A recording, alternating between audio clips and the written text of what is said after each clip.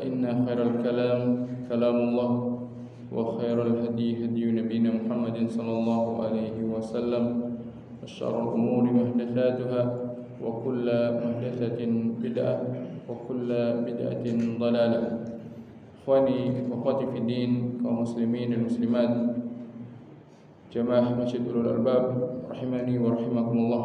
Semoga senantiasa diberikan taufik, rahmat dan karunia oleh Allah Subhanahu wa taala. Alhamdulillah, puji dan syukur tentunya kita panjatkan kehadirat Allah Subhanahu wa taala atas nikmat-nikmat yang Allah Subhanahu wa taala karuniakan kepada kita dengan berbagai macam dan beraneka ragam bentuk nikmat tersebut. Maka di antara nikmat yang selayaknya kita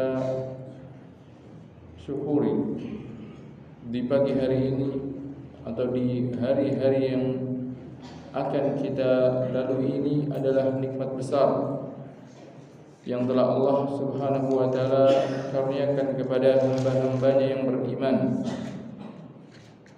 yaitu nikmat berupa datangnya musim kebaikan, nikmat berupa datangnya hari-hari yang dimana apabila seorang hamba melakukan amal soleh di dalamnya, maka amalan yang dilakukannya tersebut lebih dicintai oleh Allah Subhanahu wa taala dibandingkan amalan yang apabila dilakukan di selain hari tersebut. Hal ini sebagaimana Rasulullah sallallahu alaihi wasallam bersabda, "Ma min ayyamin al-amalu salihu fihinna ahabbu ila Allah min hadhihi al-ayyamil ashr." Tidak ada hari-hari yang dimana amal soleh yang dilakukan di dalamnya lebih dicintai oleh Allah Subhanahu wa taala kecuali 10 hari ini, yaitu 10 hari pertama dari bulan Dzulhijjah.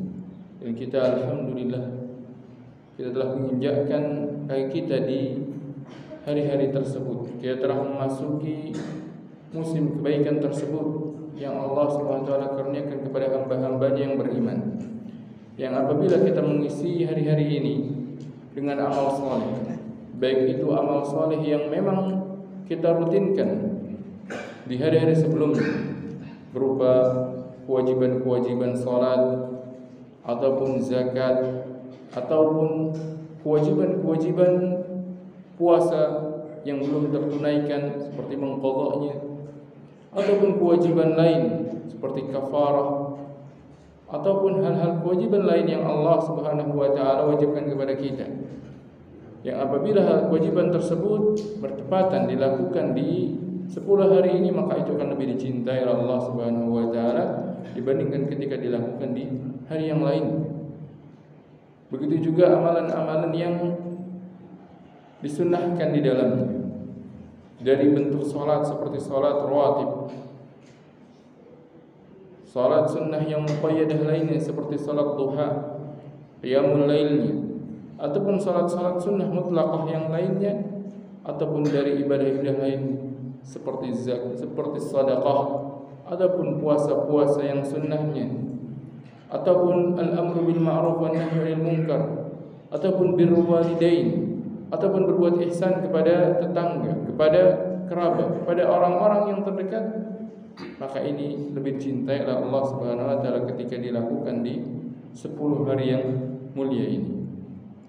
Dan juga amalan-amalan yang memang Allah Subhanahu wa taala khususkan di 10 hari ini, seperti ibadah haji, seperti puasa di hari Arafah, seperti ibadah menyembelih kurban.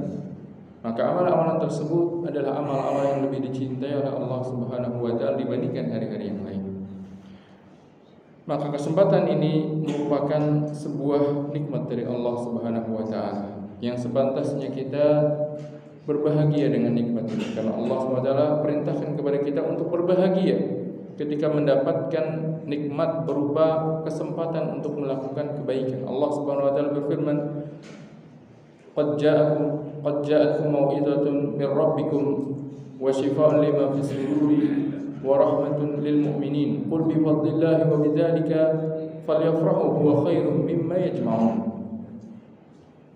Qul bi fadlillahi wa bi rahmatihi, katakanlah apa yang kalian dapatkan itu berupa syariat yang mulia ini, Al-Quran yang telah diturunkan ini, ajaran yang diajarkan oleh Nabi SAW kepada kalian, syariat Islam yang sempurna, kebaikan-kebaikan dalam bentuk ibadah yang beraneka ragam, semua ini adalah bi fadlillahi wa rahmatihi, adalah karena karunia dan kasih sayang Allah kepada kalian.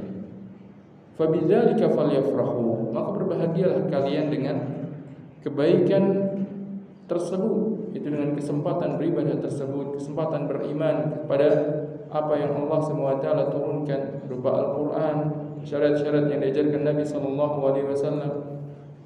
Fabidzalika falyafrahu huwa khairun mimma yajma'un, karena yang seperti itu lebih baik dibandingkan perkara-perkara dunia yang kalian kumpulkan. Maka mengawali pagi hari yang mulia ini, marilah kita berbahagia dengan nikmat tersebut, dan tentunya kebahagiaan itu diwujudkan dalam rangka bersyukur kepada Allah Subhanahu wa taala. Dan bersyukurnya adalah dengan cara apa? Dengan cara mengisi hari-hari ini dengan berbagai bentuk amal saleh. Yang tentunya kita berharap amal saleh yang kita lakukan di hari-hari ini adalah amal saleh yang kelak akan menjadi sebuah kebaikan yang akan kita dapatkan tatkala berjumpa dengan Allah Subhanahu wa taala. Ikhwani wa akhwati fid din, azani Allah wa iyyakum. Maka untuk bisa menumbuhkan semangat kita, untuk bisa lebih memotivasi kita di dalam menjalankan amal-amal saleh di hari-hari yang mulia ini, setidaknya seorang hamba perhatikan 3 hal atau merenungi tentang 3 hal. Yang pertama,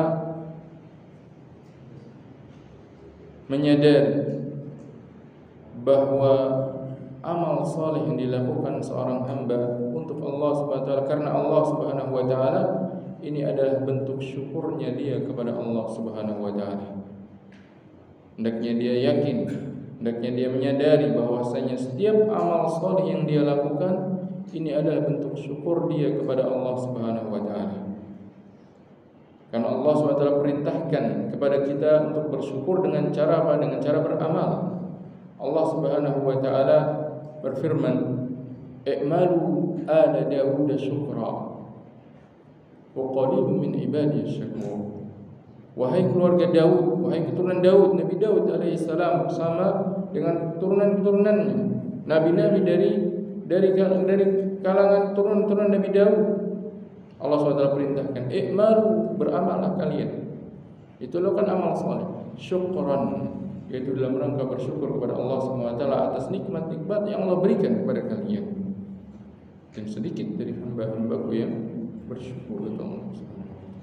Sedikit dari mereka yang mensyukur nikmat tersebut dengan cara amal saleh. Jika dibandingkan dengan seluruh jumlah manusia, maka yang bersyukur itu lebih sedikit dibandingkan mereka yang lalai dan kufur atas nikmat-nikmat itu.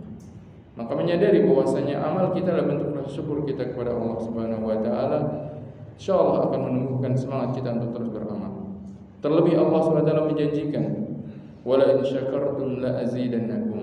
Seandainya kalian mensyukur nikmat yang aku berikan kepada kalian, niscaya akan aku tambah lagi nikmat tersebut. Maka jikalau kita terus melakukan amal saleh, maka itu akan menjadikan kita semakin bertambah lagi nikmat-nikmat yang akan kita dapatkan dari Allah Subhanahu wa taala. Baik nikmat-nikmat berupa hal yang bersifat hissi, sesuatu yang bisa kita rasakan dengan indera kita, maupun nikmat-nikmat maknawi yang itu dirasakan dengan hati kita.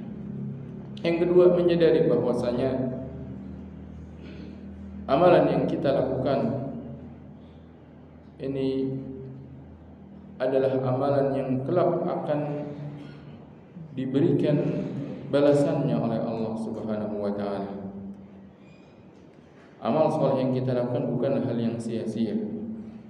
Allah Subhanahu wa taala telah menjanjikan, "Wa ma qaddamtum wa ma tuqaddimu li anfusikum min khairin tajiduhu 'indallah." Dan apapun kebaikan yang kalian lakukan, tajiduhu 'indallah, niscaya kalian akan mendapati balasannya di sisi Allah Subhanahu wa taala. Dan balasannya bukan balasan yang semisal. Allah Subhanahu wa taala sebutkan, tajiduhu 'indallahi wa khairan wa a'dhama ajra. Kalian akan mendapati amal tersebut dalam keadaan lebih baik lagi. Wa a'dhama ajran, dan lebih besar pahalanya. Yang kita dapatkan dari kebalasan kebaikan amal saleh yang kita lakukan adalah yang lebih baik dan lebih besar dari apa yang kita lakukan. Pahalanya lebih dilipat gandakan lagi oleh Allah Subhanahu wa taala. Terlebih ketika dilakukan di hari-hari yang dimana amalan tersebut akan lebih dicintai oleh Allah Subhanahu wa taala. Sebagaimana yang Rasulullah SAW sebutkan tadi. Kalau di hari biasa saja dilipat gandakan, apalagi di hari-hari yang dimana amal tersebut lebih dicintai oleh Allah Subhanahu wa taala. Maka akan lebih semakin besar lagi balasan yang kita dapatkan. Maka dengan menyadari hal tersebut, itu pun insya Allah akan lebih menyemangati kita, lebih menumbuhkan semangat kita untuk memperbanyak amal saleh di hari-hari yang mulia ini. Yang ketiga, menyadari bahwasanya kehidupan dunia ini, umur kita di dunia ini adalah waktu yang sesaat. Yang dimana Allah Subhanahu wa taala menjadikan kehidupan dunia ini hanyalah sebagai tempat untuk singgah sementara, untuk mengumpulkan bekal untuk akhirat kita. Maka jangan terlena dengan waktu-waktu yang berlalu dalam kehidupan dunia. Jadikan dunia ini ladang untuk beramal. Oleh karena itu Allah Subhanahu wa taala ingatkan kepada kita, ya ayyuhalladzina amanu taqullaha wal tanzur nafsum ma qaddamat lighadin wattaqullaha innallaha khabirun bima ta'malun. Wahai orang yang beriman, bertakwalah kepada Allah. Wal tanzur nafsum ma qaddamat lighad, dan hendaknya masing-masing dari kalian, masing-masing jiwa itu melihat apa yang akan dia suguhkan untuk dirinya sendiri di hari esok, yaitu di hari akhir.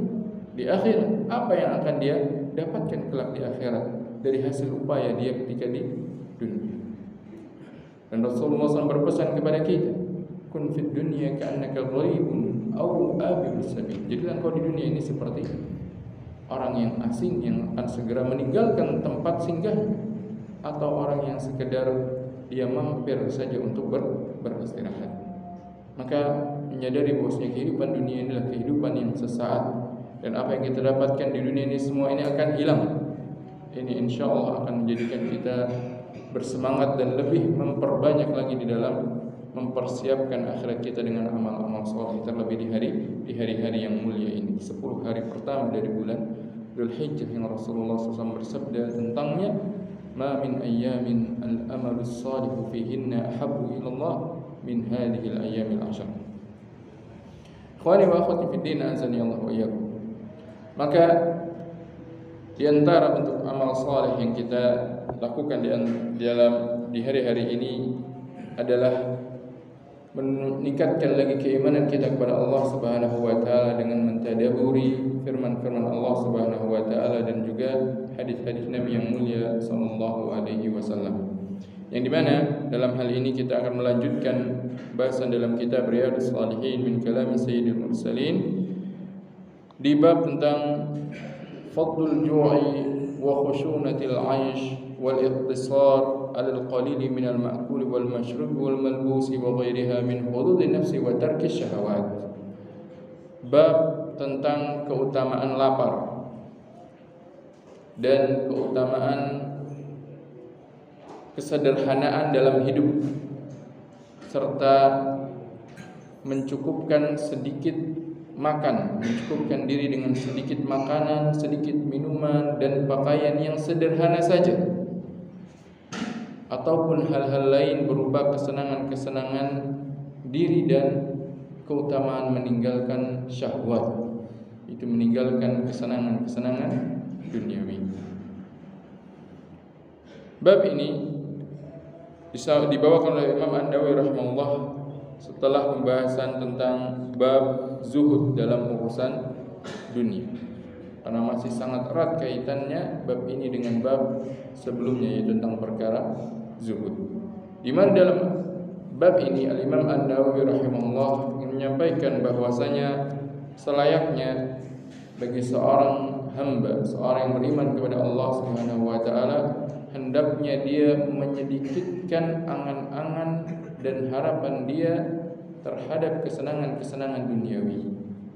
Karena dunia ini sementara.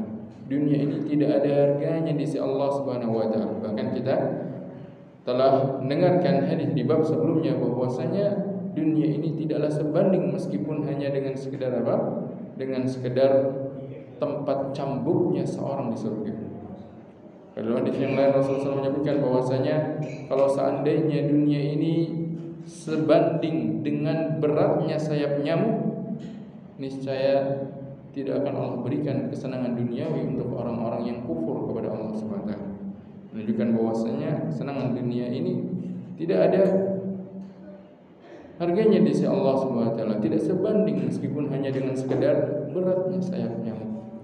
Maka sebagai seorang yang beriman kepada Allah Subhanahu wa taala, jangan terlalu berkeinginan lebih, jangan terlalu membesarkan hasratnya, syahwatnya terhadap perkara dunia, karena ini justru akan menjadikan dia terlena dengan perkara dunia. Maka Imam An-Nawawi rahimahullah bawakan bab ini untuk mengingatkan kepada kita bahwasanya selayaknya seorang hamba, seorang yang beriman kepada Allah Subhanahu wa taala tidak memperbesar angan-angannya di dalam urusan dunia, dan justru sebaliknya dia mencukupkan diri dengan keperluannya saja dalam urusan dunia ini, yang apabila telah terpenuhi maka cukuplah baginya dan tidak perlu terlalu berambisi lebih terhadap kesenangan-kesenangan dunia, karena yang seperti itu akan lebih mendekatkan dia kepada Allah Subhanahu wa taala. Di antara dalil-dalil yang beliau bawakan di dalam bab ini, yang pertama firman Allah Subhanahu wa taala dalam surat Maryam. Allah Subhanahu wa taala berfirman, "Fa khalafa min ba'dihim khalfun adha'us salata wattaba'us syahawat fasawfa yalqawna ghayya illa man taba wa amana wa 'amila salihan fa ulaika yadkhuluna al-jannata wa la yuzlamuna syai'a." Setelah Allah SWT menyebutkan sebelum ayat ini tentang para nabi-nabi, yaitu Nabi Ibrahim, kemudian Nabi Isa, Nabi Zakaria, Allah sebutkan nikmat-nikmat yang Allah berikan kepada mereka. Pada Nabi Zakaria, bagaimana ketika Allah SWT karuniakan kepadanya keturunan setelah sekian lama tidak mendapatkan turunan. Pada Nabi Ibrahim, bagaimana Allah SWT berikan kepadanya nikmat setelah dia berseteru dengan ayah kandungnya karena tidak mau beriman kepada Allah ayahnya tersebut, kemudian akhirnya diusir oleh ayahnya. Nabi Isa, bagaimana sejak beliau dilahirkan beliau pun sudah diuji dengan bagaimana ibunya diasingkan dari kaumnya karena dianggap berzina, dan seterusnya. Bagaimana nikmat-nikmat yang Allah SWT karuniakan kepada para nabi-nabi tersebut, dan mereka kemudian mendapatkan kemuliaan di sisi Allah SWT, diangkat derajatnya. Allah SWT sebutkan, fa khalafa min ba'dihim khalfun adha'us salat. Lalu datanglah generasi setelah mereka, di mana generasi tersebut melalaikan salat.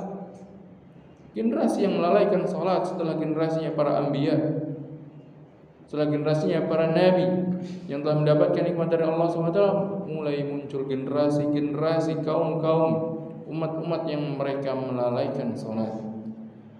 Dan melalaikan salat, imam melalaikan salat tatkala mereka melalaikan menunaikan syarat-syaratnya, tidak benar dalam memenuhi syarat-syaratnya, dalam taharahnya, dalam menutup auratnya, tidak mempelajari tentang syarat-syarat yang seharusnya mereka penuhi, ataupun dalam rukun-rukunnya tidak mereka pelajari, sehingga mereka salah di dalam melakukan rukun-rukunnya.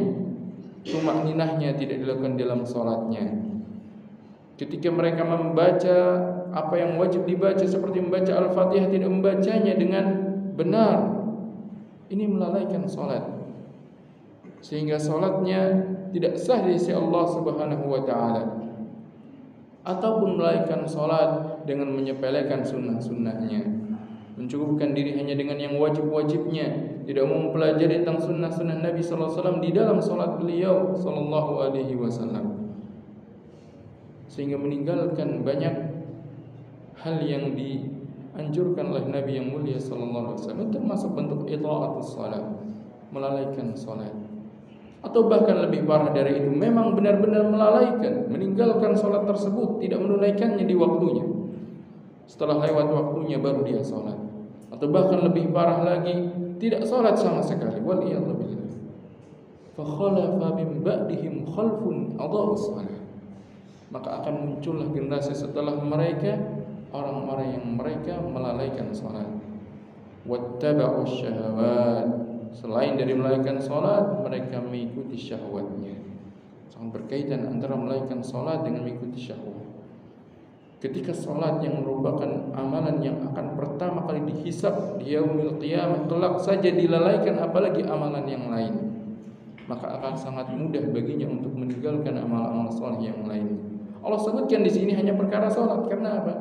Salat perkara yang pertama kali dihisab. Kalau itu saja mulai dilalaikan, apalagi amalan-amalan yang lainnya dibandingkan selain dari salat tersebut. Maka cukuplah ini mencontohkan bagaimana kelalaian mereka dari Allah Subhanahu wa taala.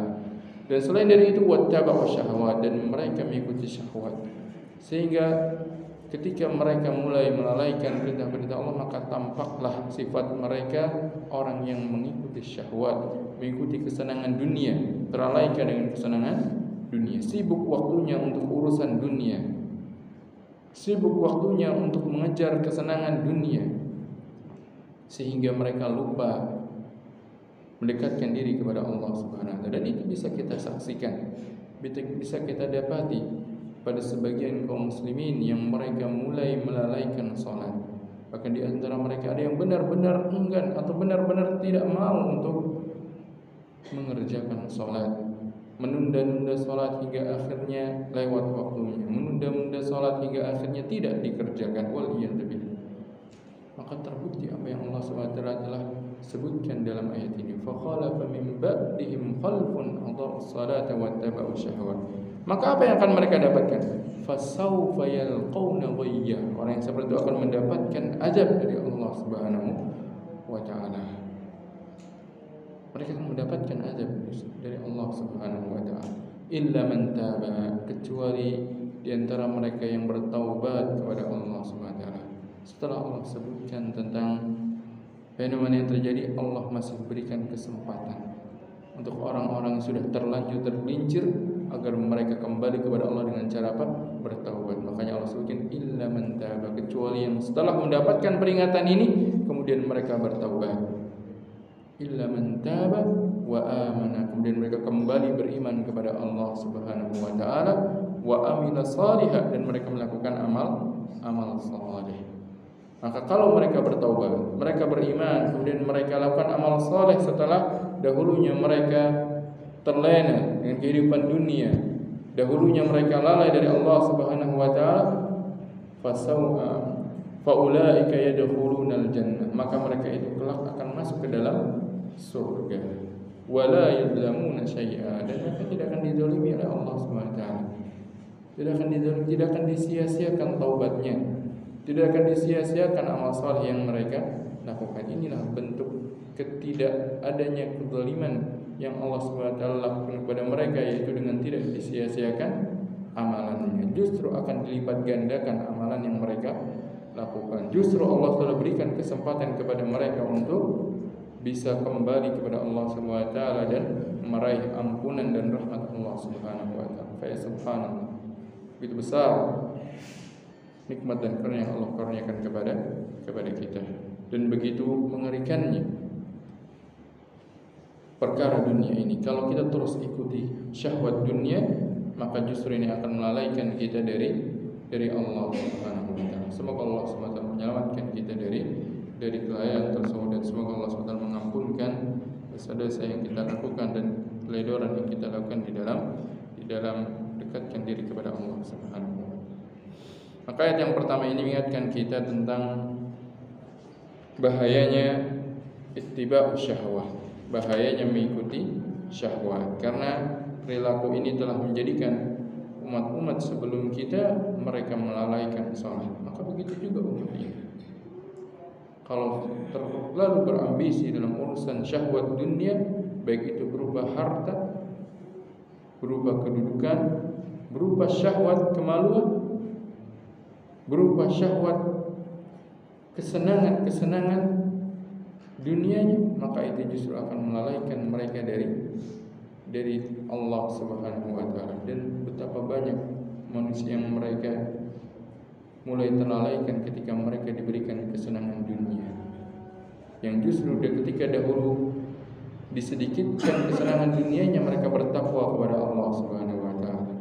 Ketika mereka dibukakan dunia bagi mereka, mulai sedikit demi sedikit menjauh dari Allah Subhanahu wa taala, hingga bahkan di antara mereka ada yang seperti tidak mengenal Allah Subhanahu wa taala. Nasallallahu al-afiyah. Yang selanjutnya dalam surat Al-Qasas ayat yang ke-79 dan 80, Allah Subhanahu wa taala mengisahkan kepada kita tentang Qarun dan juga orang-orang yang memiliki hasrat dunia seperti yang diberikan kepada Qarun. Allah Subhanahu wa taala firman, "Fa kharaja 'ala qaumihi fi zinatihi." Maka suatu ketika pada suatu hari Qarun yang hidup di masa Nabi Musa alaihissalam, suatu ketika pernah dia keluar melewati kaumnya dalam keadaan menampakkan kesenangan-kesenangan dunia yang dia miliki.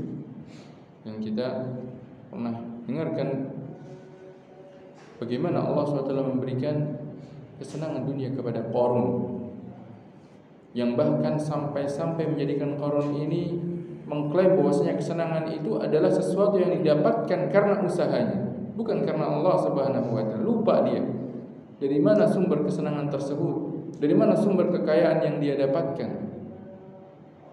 Maka suatu ketika Allah Subhanahu wa taala jadikan Qarun ini, Allah Subhanahu wa taala menyebutkan bahwasanya Qarun ini suatu ketika pernah dia keluar dengan kesenangannya, dengan pakaiannya yang begitu indah, dengan kemegahan yang dia miliki. Fa kharaja 'ala qaumihi fi zinatihi.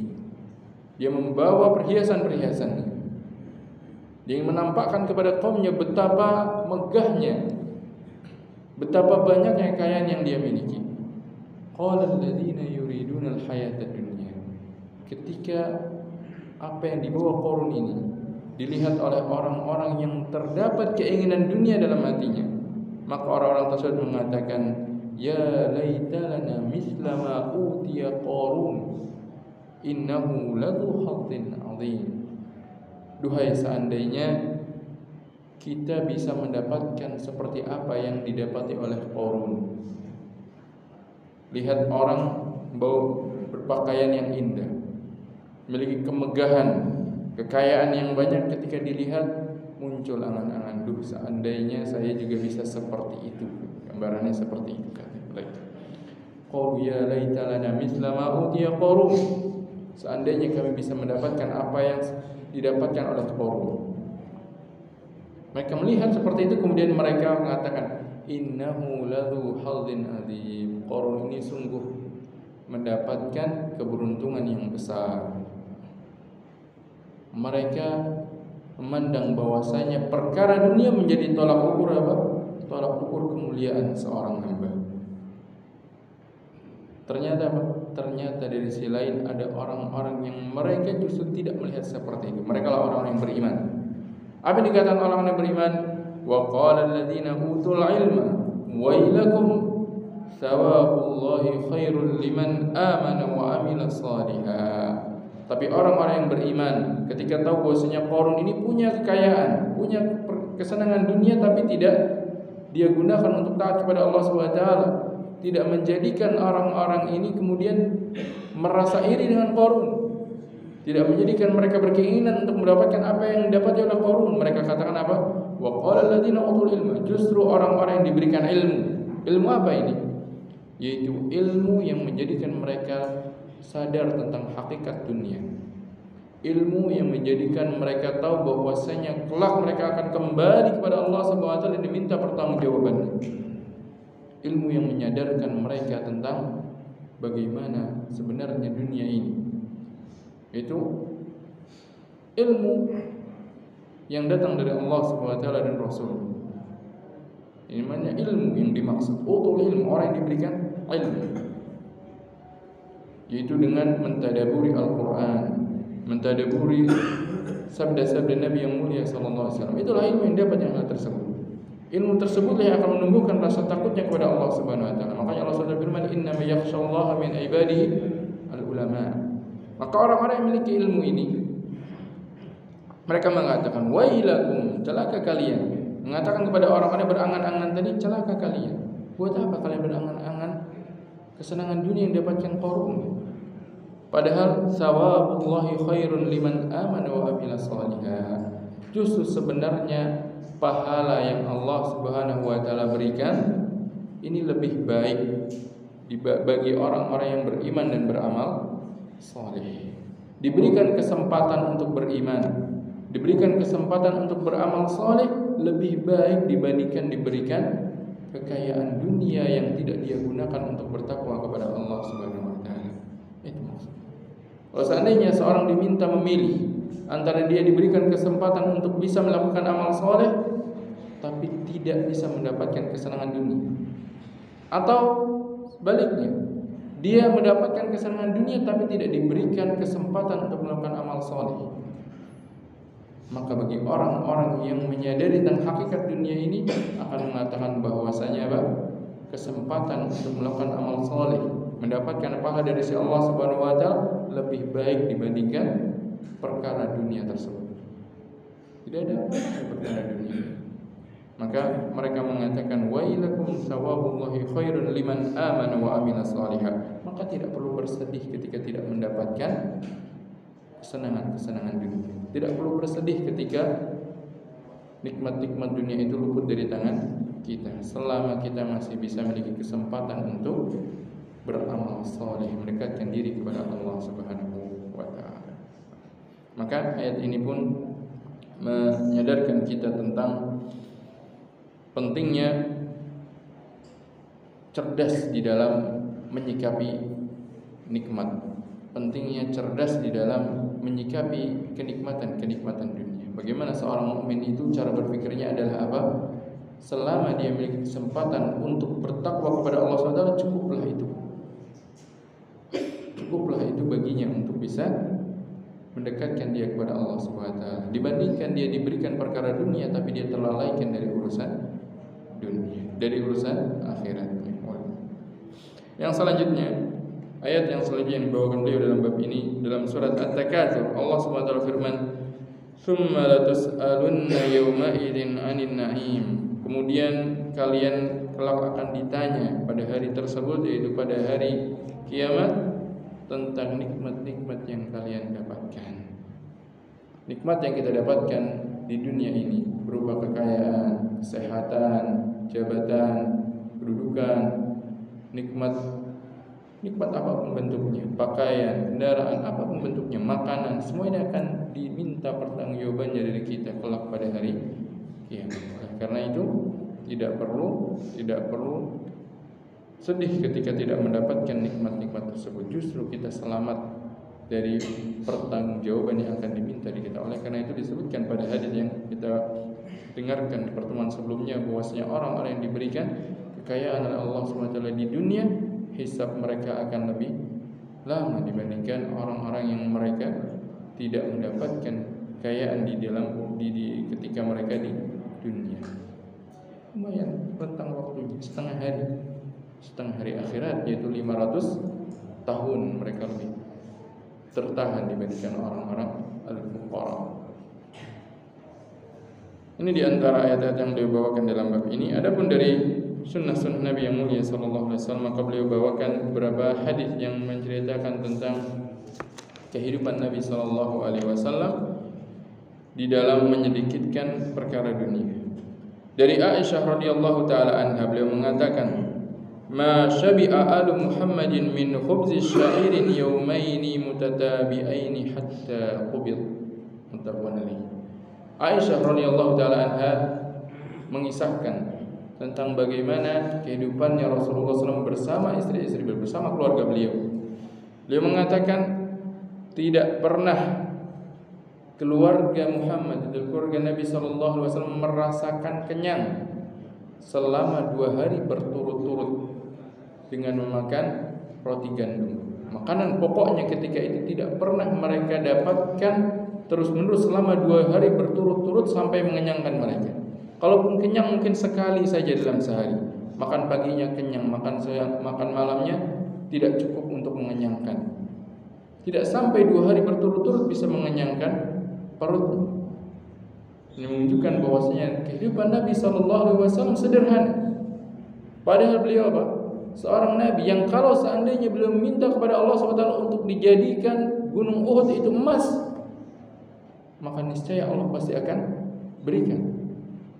Kalau seandainya Rasulullah SAW minta kekayaan dunia, pasti Allah berikan. Seorang Rasul yang dimuliakan oleh Allah Subhanahu wa taala, seorang yang telah diampunkan dosa-dosa yang lalu dan yang kemudian, yang kalau beliau meminta maka akan dijabahi oleh Allah Subhanahu wa taala. Tapi beliau tidak meminta itu. Bahkan beliau mencukupkan dengan apa? Dengan kondisi yang memang bisa dikatakan sederhana. Bahkan sampai-sampai sebagian para sahabat ketika melihat Rasulullah SAW tidur terceplak tikarnya di badannya, mereka menawarkan, ya Rasulullah, maukah kami buatkan tempat tidur yang nyaman? Maka Rasulullah mengatakan, mali wali dunia, buat apa dunia itu untuk? Bukanlah suatu perkara yang penting ketika beliau ditawarkan perkara dunia, karena sesungguhnya dunia ini tidak ada nilainya di sisi Allah Subhanahu wa taala. Maka Aisyah radhiyallahu anha mengabar kepada kita bagaimana kehidupan Nabi sallallahu alaihi wasallam yang tidak pernah merasakan kenyang secara 2 hari berturut-turut. Dalam riwayat yang lain, ma syabi'a alu Muhammadin mundu qadimal madinata min ta'amil burri thalatha layalin tibaan hatta qubidha. Tidak pernah keluarga Nabi Muhammad sallallahu alaihi wasallam sejak datang ke kota Madinah, yaitu sejak berhijrah. Ketika di Mekah, ketika beliau belum diutus, maka tentunya belum dimusuhi oleh orang-orang kafir Quraisy. Bermuamalah, berdagang, beliau berdagang. Beliau mendapatkan kesuksesan ketika itu. Bahkan ketika itu beliau belum mendapatkan tantangan rintangan dalam dakwah, maka masih dalam kelapangan. Ketika mulai berhijrah, ketika mulai berdakwah, mulailah tantangan-tantangan. Bahkan setelah berhijrah ketika itu, dikisahkan oleh Aisyah, setelah beliau datang ke Madinah, maka belum pernah keluarga Nabi Muhammad SAW merasakan kenyang dengan makan gandum, itu makanan pokok.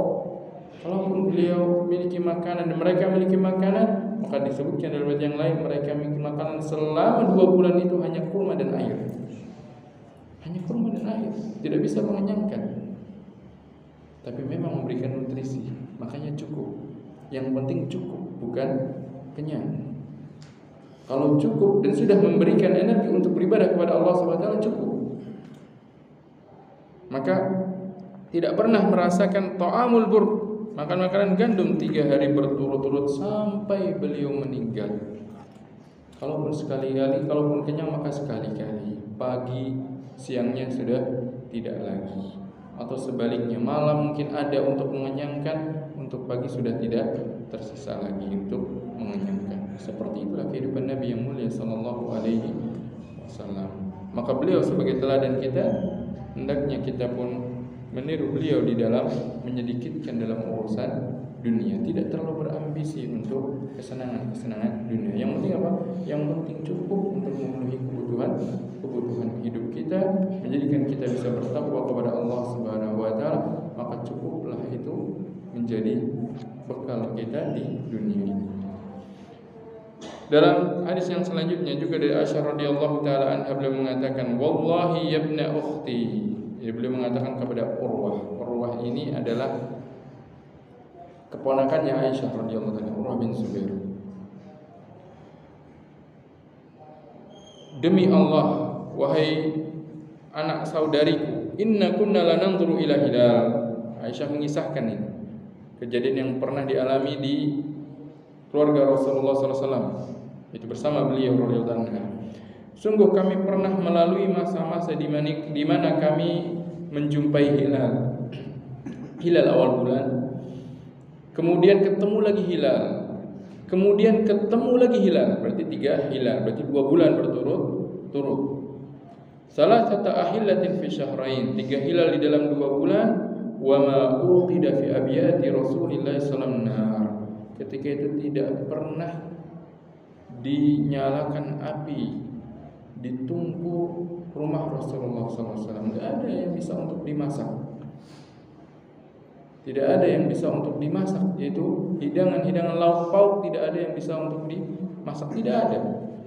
Qultu ya khalah, maka Allah mengatakan, wahai bibi, fama kana yu'ishukum, lalu apa yang menjadikan kalian bisa bertahan hidup?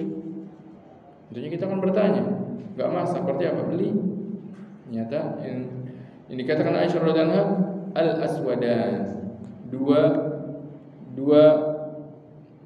makanan ini atau dua bahan ini, yaitu apa? At-tamr wal ma', kurma dan air. Hanya kurma dan air. Makan kurma tentunya tidak mengenyangkan. Makan kurma kalau sengaja dibanyakkan malah tidak enak karena panas.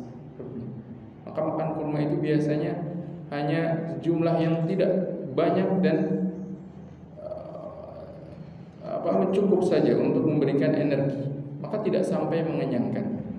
Dan juga disertai dengan air, juga ada yang minum air. Illa anamu, dan selain dari itu, qad kana Rasul sallallahu alaihi wasallam min ansar, ada tetangga-tetangga dari kaum Ansar yang biasanya mereka itu mempersilahkan mengirimkan kepada Nabi sallallahu alaihi wasallam hewan ternaknya untuk diambil susunya.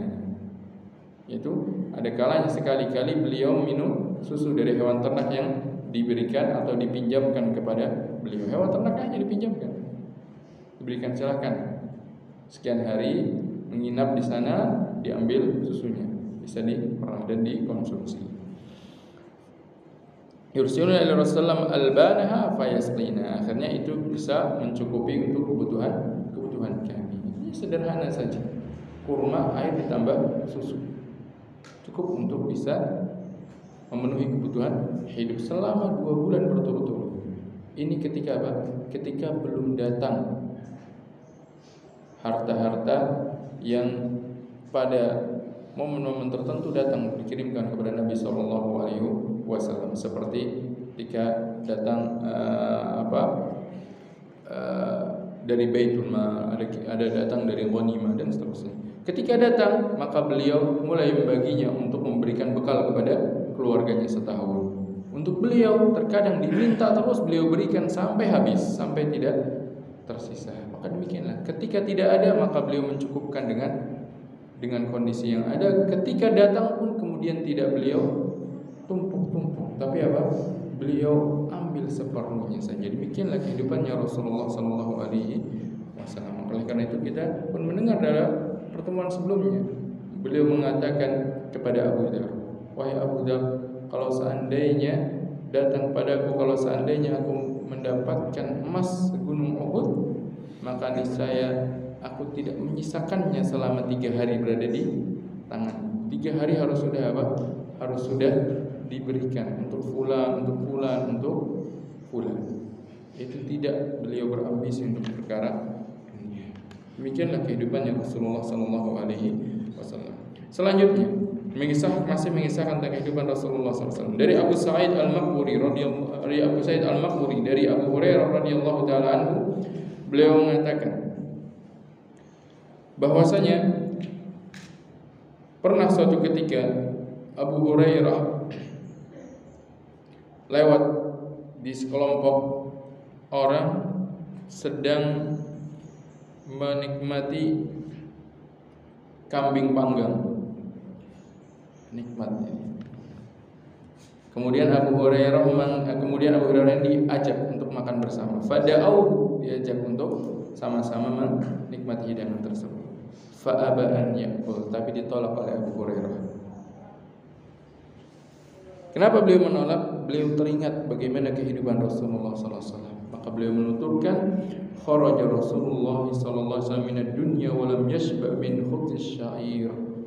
Nabi sallallahu alaihi wasallam meninggalkan dunia ini dan belum pernah beliau ini merasakan kenyang berturut-turut memakan gandum. Ketika ditawarkan makanan yang nikmat, zat yang ada bukan apa, yuk lupa udah yang lain. Udahlah, ada janji apa, lupa, makan dulu. Subhanallah.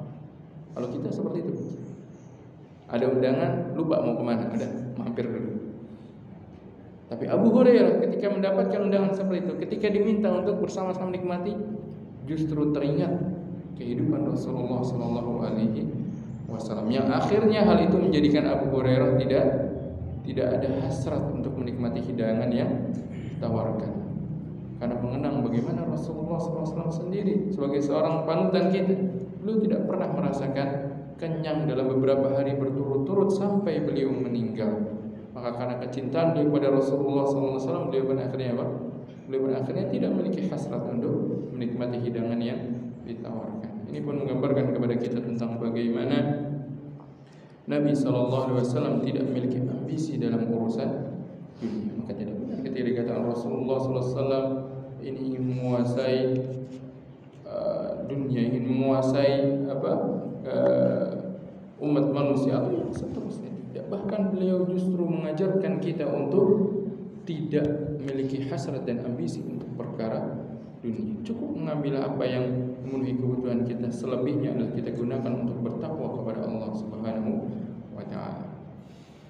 Selanjutnya, bab yang selanjutnya masih berkenaan dengan perkara zuhud dan menyedikitkan dunia ini.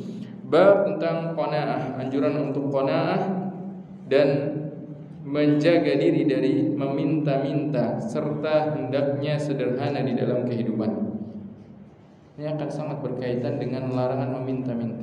Ketika seorang dia tidak memiliki hasrat dan ambisi terhadap kenikmatan dunia, terhadap kesenangan-kesenangan dunia, maka akan menjadikan dia orang yang mencukupkan diri dengan apa yang diperoleh tangannya.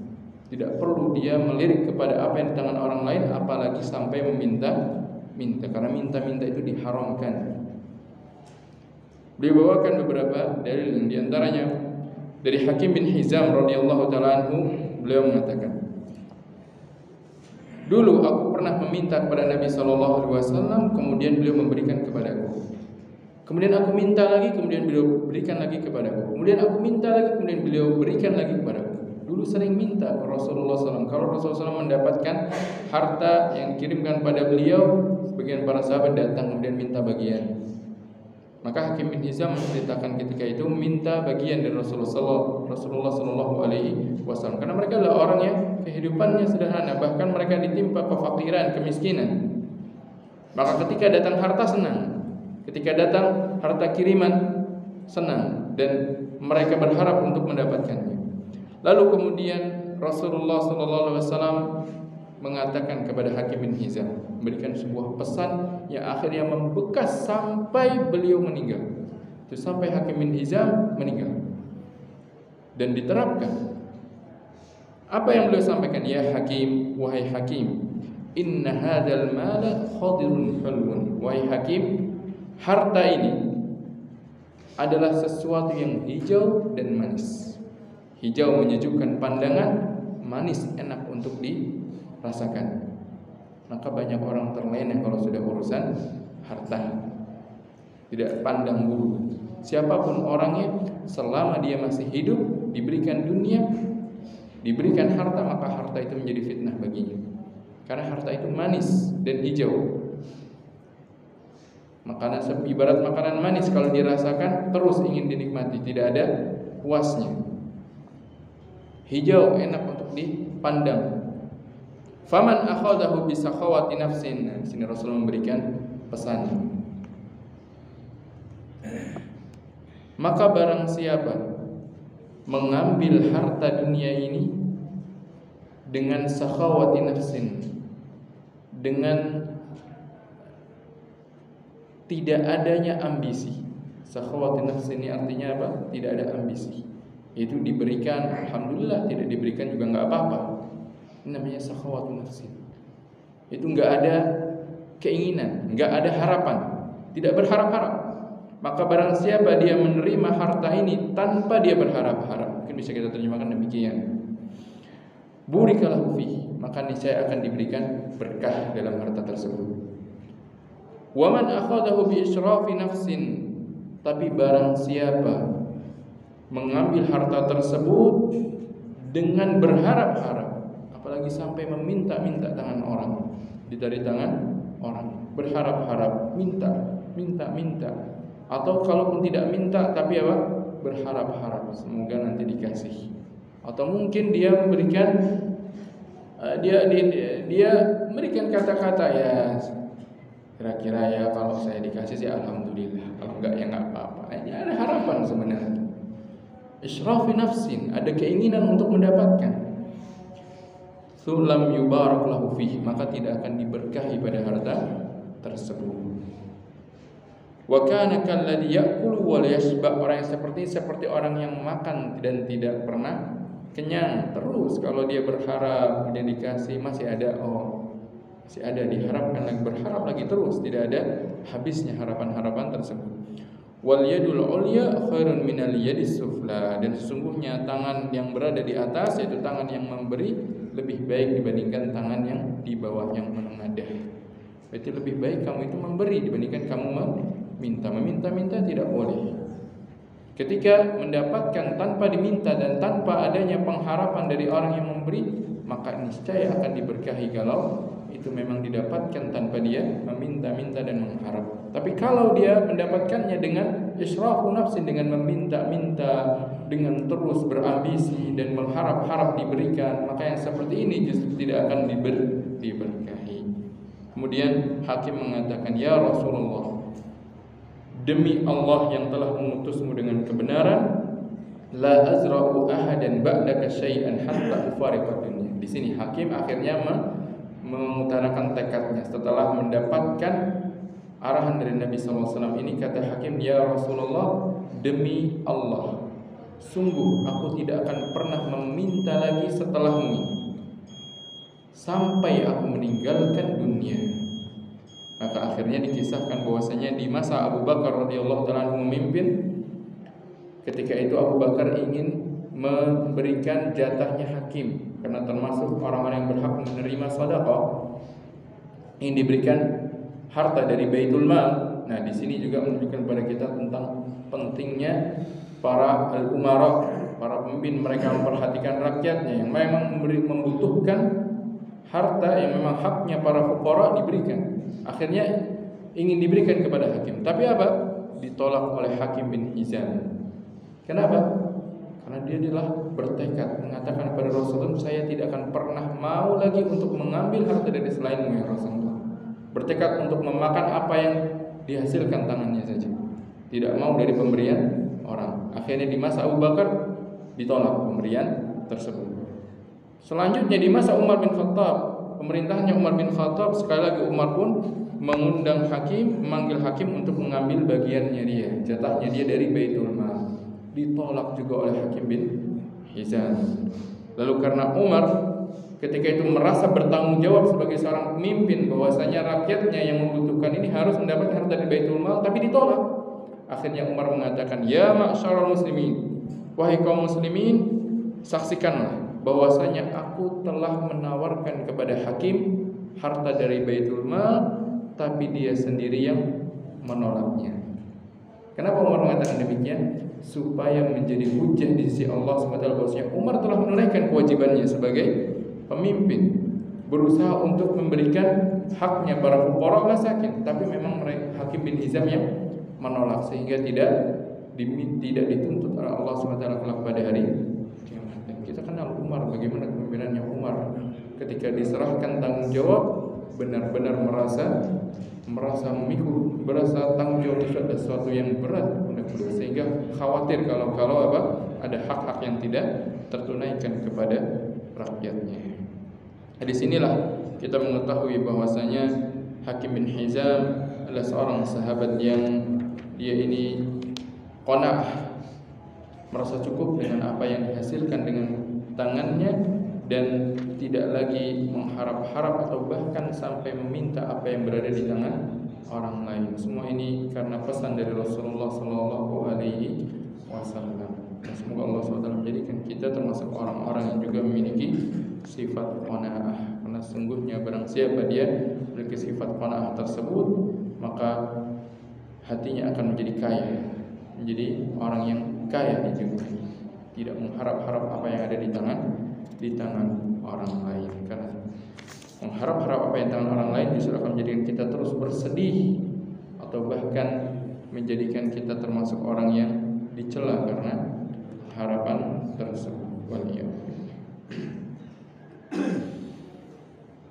Baik, demikian yang bisa kita bahas pada kesempatan pagi hari ini. Semoga Allah Subhanahu wa taala menjadikan kita termasuk orang-orang yang dicintai oleh Allah Subhanahu wa taala, diberikan taufik oleh Allah Subhanahu wa taala untuk bisa terus melakukan amal saleh di umur-umur yang Allah berikan kepada kita di dunia ini, dan semoga Allah Subhanahu wa taala menjadikan kita termasuk orang-orang yang bisa qanaah dalam urusan dunia Allah. Silahkan jika ada pertanyaan. Silakan. Amal kita disebutkan pada hari kedua ini. Apakah amal wajib juga seperti itu? Yang kedua, amal itu kan banyak. Ya, ada zakat, ada puasa, ada haji. Apakah setiap amal itu dibalas dengan sama dengan jihad itu? Sama dengan jihad. Pertanyaan pertama, apakah amal-amal yang dianjurkan di 10 hari ini juga mencakup amal-amal yang wajib? Itu di 10 hari pertama dari bulan Dzulhijjah ini Rasulullah SAW bersabda, "Ma min ayyamin al-amalu shalihu fihinna ahabbu ila Allah." Lebih dicintai oleh Allah. Amal-amal saleh di dalamnya lebih dicintai oleh Allah. Maka tentunya lebih baik berarti dibandingkan makhluk yang lain. Apakah ini mencakup amal-amal yang wajib?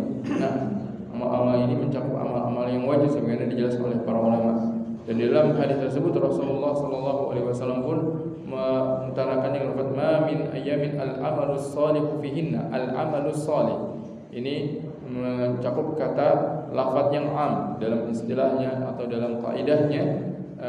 Cuma para ulama al-amalus shalih menunjukkan lafaz yang am, lafaz yang umum, mencakup semua bentuk amal. Oleh karena itu, amal yang dimaksud baik itu amalan yang memang terbiasa dirutinkan sebelumnya dan tidak khusus pada 10 ini saja, ataupun amalan yang khusus pada 10 ini saja. Dan juga termasuk amalan yang wajib maupun amalan-amalan yang mustahab. Maka amalan-amalan tersebut apabila dikerjakan di 10 hari pertama dari bulan Dzulhijjah ini, itu lebih dicintai oleh Allah Subhanahu wa taala ketika dilakukan di hari-hari yang lainnya. Nah, itu mencakup amal yang wajib juga. Yang kedua, apakah ganjaran yang didapatkan dari amalan-amalan yang dilakukan di 10 pertama ini berarti menyamai pahala jihad? Pertanyaannya. Dari apa yang Nabi SAW sebutkan bahwasanya amal yang dilakukan di 10 pertama ini lebih dicintai oleh Allah, lebih dicintai oleh Allah bahkan dibandingkan jihad. Kecuali Rasulullah SAW sebutkan jihad yang dilakukan seorang yang dimana dia berangkat jihad kharaja bimalihi wa nafsihi wa lam yarji min dzalika bi syai'. Dia keluar berjihad, jiwa dan hartanya dia bawa untuk di medan jihad, tapi ternyata gugur di medan jihad. Maka tentunya itu tidak bisa maka amal-amal soleh lainnya tidak bisa menandingi amalan tersebut karena pahala jihad besar. Jihad ini amalan dicintai oleh Allah Subhanahu wa taala, dan Rasulullah SAW menyebutkan bahwasanya zirwatus sanamihi al-jihad, bahwasanya puncak dari syariat ini adalah jihad. Maksudnya apa? Yang menjadi syiar. Kalau kita lihat puncak itu kan di tempat yang tinggi dan terlihat dari jauh, menunjukkan dia berada di sesuatu yang menjadi syiarnya adalah jihad, sehingga amalannya besar. Allah Subhanahu wa taala mengampunkan pahala dari orang-orang yang berjihad dan mereka gugur di medan jihad. Maka apakah berarti lebih besar pahalanya? Ketika berbicara tentang lebih besar pahalanya, maka kita tentunya seolah-olah kita menentukan besarnya pahala. Namun yang disebutkan besar adalah lebih dicintai oleh Allah Subhanahu wa taala dibandingkan jihad. Allah taala. Silakan, ada yang lain? Silakan.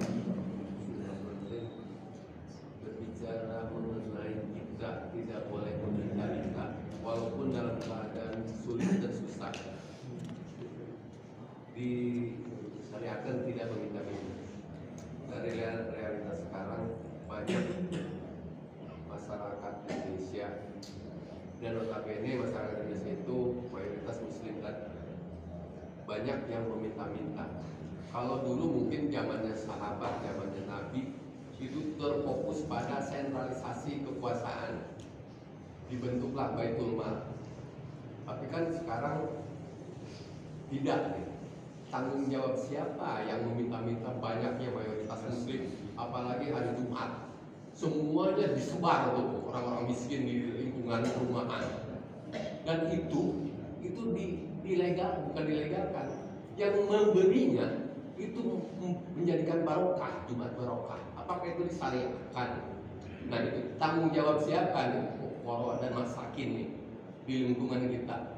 Apakah itu DKM? Dibentuklah Baitul Mal misalkan? Apakah skala global pemerintah yang bertanggung jawab terhadap itu? Terima kasih. Assalamualaikum. Pertanyaannya tentang adanya sebagian kaum muslimin, mungkin banyak kaum muslimin mereka meminta-minta, baik di hari Jumat maupun hari-hari yang lain. Menjadi tanggung jawab siapa mereka dan bagaimana pandangan syariat tentang hal ini? Pertama, tentang hukum meminta-minta, maka meminta-minta yaitu minta harta pada orang lain, hukum asalnya adalah haram. Hukum asalnya adalah haram. Meminta itu hukumnya adalah haram. Hal ini berdasarkan sabda Nabi yang mulia sallallahu alaihi wasallam. Beliau sallallahu alaihi wasallam bersabda, "Man sa'alan nasa takatsuran, fa inna ma yas'alu jamran falyastaqilla aw yastakthir." Barang siapa meminta harta dari manusia dengan tujuan takatsur, dengan tujuan memperbanyak apa yang berada di tangannya. Karena orang minta kan untuk mengumpulkan harta itu menjadi berada di tangannya. Maka sungguhnya dia itu hanya meminta bara api. Jadi yang dia minta sebenarnya kelak pada hari kiamat akan menjadi bara api.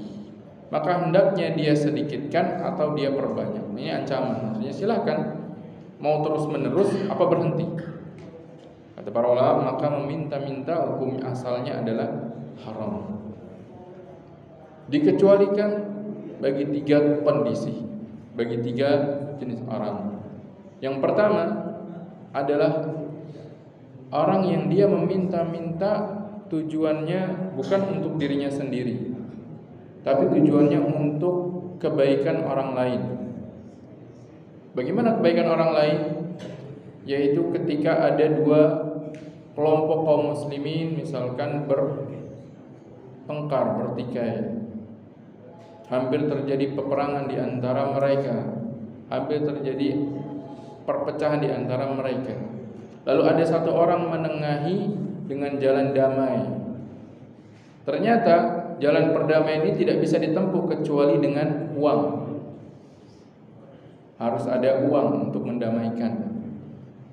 Satu orang ini akhirnya apa?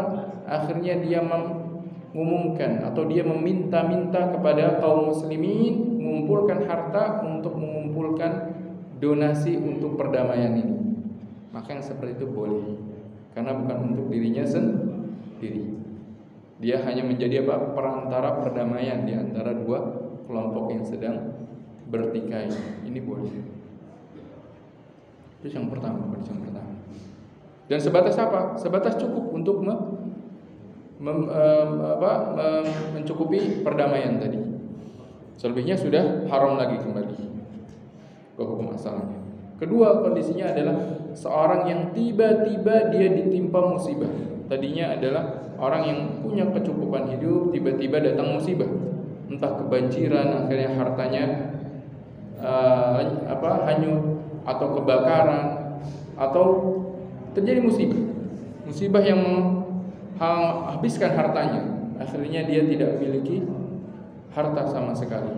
Maka boleh baginya untuk minta-minta, kalau tidak ada perhatian dari waliul amr untuk memberikan harta zakat. Maka boleh bagi dia untuk minta-minta sebatas apa? Sebatas dia bisa mengumpulkan modal lagi untuk bisa mandiri.